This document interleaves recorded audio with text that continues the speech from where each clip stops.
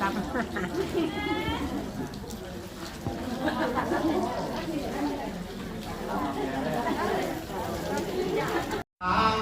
เพื่อให้เป็นที่สักการะบูชาเทวดาเจ้าไปตามเจ้าเท่าหน้าพันเท่าวันตาก็เป็นสมุนดังดอกนี้ละมันลงมาเทฟังฟ้าบางวันพระวรติตาคันนานิมิตสุขีสเมหาและวาตนาใจไปนักคุณนักงานวิเศษขออะไรจงเป็นของพระวินัย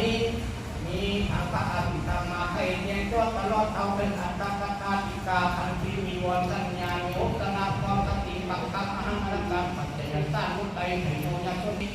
สร้างยุคโกหิตราก็จงเสด็จเข้ามาทำคุณคงพระองค์ทักษะดักอรุธรรมา